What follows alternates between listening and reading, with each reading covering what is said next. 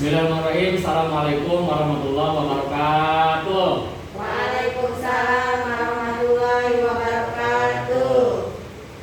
Alhamdulillahirabbil alamin. Amma ba'du. Berjumpa lagi dengan saya Bu ya di pertemuan sekarang ini.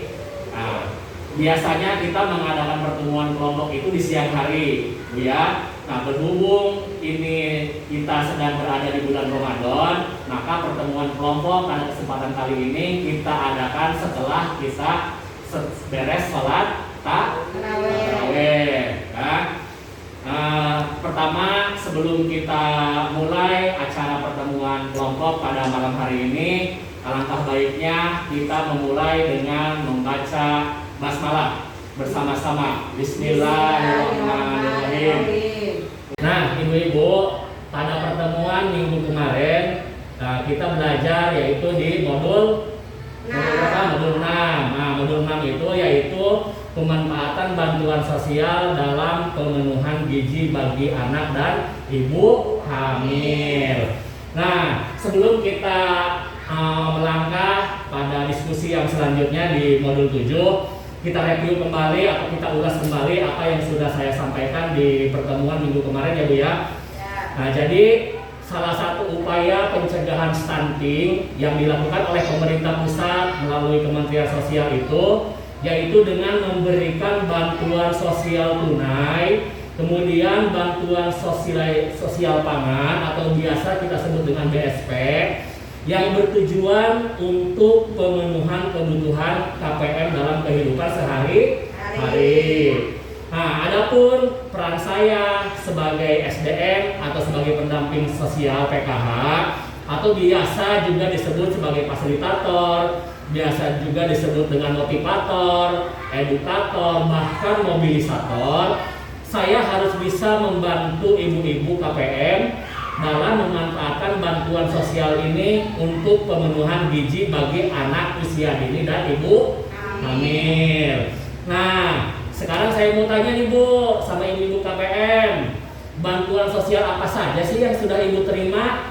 Coba, bantuan sosial apa saja sih yang sudah ibu terima? Apa aja sih Bu? PKH. Nah, PKH.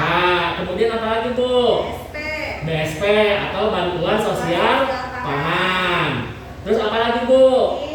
KIS. Nah, betul, KIS, yaitu KIS itu Kartu Indonesia Sehat. Kemudian ada lagi KIP, betul, atau Kartu Indonesia Pintar. Nah, sekarang PKH itu bantuannya untuk apa aja sih Bu?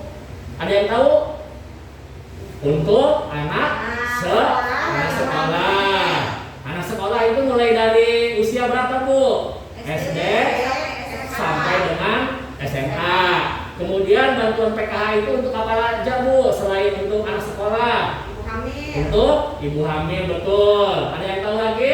Anak disabilitas. Untuk disabilitas, betul. Nah, ibu-ibu, tadi kita sudah mengulas ya atau mereview di modul 6. Nah, sekarang di pertemuan kelompok pada malam hari ini kita membahas yaitu modul 7 mengenai pencegahan dan penanganan stunting melalui kebersihan diri dan lingkungan. Nah, sesi 11 yang akan kita bahas ya, yang akan saya sampaikan yaitu mendukung praktik cuci tangan pakai sabun atau disingkat dengan CTPS, cuci tangan pakai sabun. Nah, ibu-ibu perlu diketahui bersama bahwa permasalahan stunting tidak hanya dipicu oleh kurangnya asupan nutrisi ya. Nah, tetapi juga sangat dipengaruhi oleh masalah kebersihan diri dan lingkungan. Nah, kurangnya kepedulian masyarakat untuk mencuci tangan dengan benar atau menggunakan jamban yang sehat akan berpengaruh pada kesehatan ibu hamil dan tumbuh kembang anak, sehingga mengakibatkan mereka rentan terhadap berbagai infeksi dan penyakit. Nah, mencuci tangan pakai sabun adalah salah satu tindakan sanitasi dengan membersihkan tangan dari jari jemari dengan menggunakan air mengalir dan sabun. Nah, sekarang ibu-ibu wajib mengetahui 5 waktu penting untuk cuci tangan pakai sabun. Ada yang tahu, Bu? CTPS itu 5 waktu penting untuk CTPS. Ada yang tahu, Bu? Kira-kira Sebelum makan. sebelum makan. Apalagi? Habis BAB. Sehabis BAB, betul. Kemudian Sebelum menyusui. sebelum menyusui itu bagi ibu hamil. Nah, sebelum menyusui anaknya kita harus mencuci tangan pakai sabun. Kira-kira ada lagi, Bu? Ada. Apa, Bu? Sebelum menyiapkan makanan. Sebelum menyiapkan makanan. Ada lagi? Menceboki bayi. Sebelum menceboki, setelah menceboki bayi, atau setelah kontak dengan hewan peliharaan. Contohnya misalkan kucing, kemudian ayam, kambing, dan hewan-hewan yang lainnya. Nah, setelah tadi saya menyampaikan 5 waktu penting untuk cuci tangan pakai sabun. Langkah selanjutnya yaitu kita praktik, ya Bu ya. Praktik 6 langkah cuci tangan pakai sabun yang benar. Nah, sekarang di sini sudah ada ini, anggap saja ini sabun, kemudian ini kain yang bersih nanti untuk mengelap setelah cuci tangan, Bu ya. Nah, contoh yang pertama kita tuangkan sabun ke telapak tangan, ya. Nah, sekarang ibu-ibu, mangga Bu. Nah, semua sabunnya diletakkan di telapak tangannya masing-masing. Yang pertama tadi basahi dengan air bersih. Jadi sebelum sabun kita tuangkan ke telapak tangan, yang pertama basahi tangan dengan air bersih. Kemudian tuangkan sabun pada telapak tangan. Sudah, Bu? Sudah. Sudah. Kemudian langkah kedua yaitu tangkupkan kedua telapak tangan, kemudian digosok-gosokkan sabun yang sudah dituangkan secara merata. Nah, jadi seperti ini, ya. Nah, setelah itu saling gosokkan telapak tangan kiri yang kanan dengan jari yang saling terkait. Nah, seperti ini.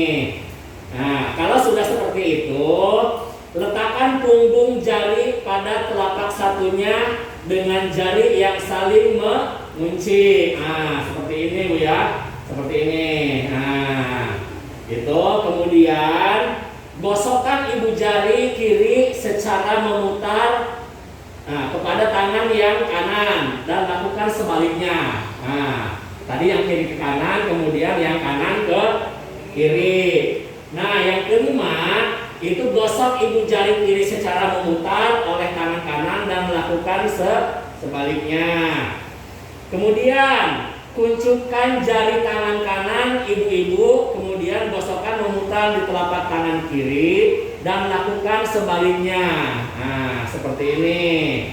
Nah, setelah semuanya selesai, bilas dengan air mengalir dan keringkan menggunakan tisu atau kain bersih. Nah, setelah selesai semua, basuh tangan yang tadi sudah kita gerakan tadi, ya, sudah kita cuci dengan sabun, kemudian dicuci dengan air bersih yang mengalir, kemudian setelah itu dilap dengan tisu atau kain yang bersih. Nah, ibu-ibu, terima kasih ya untuk pertemuan pada malam hari ini, yaitu membahas tentang pencegahan dan penanganan stunting melalui kebersihan diri dan lingkungan, yaitu mendukung praktik cuci tangan pakai sabun. Nah, mudah-mudahan apa yang sudah saya sampaikan kepada ibu-ibu itu bisa dipraktekkan dalam kehidupan ibu-ibu sehari-hari. Nah, saya kira cukup untuk pertemuan malam hari ini. Nanti kita akan bahas materi selanjutnya minggu depan, Bu ya, di rumah Ibu Diah.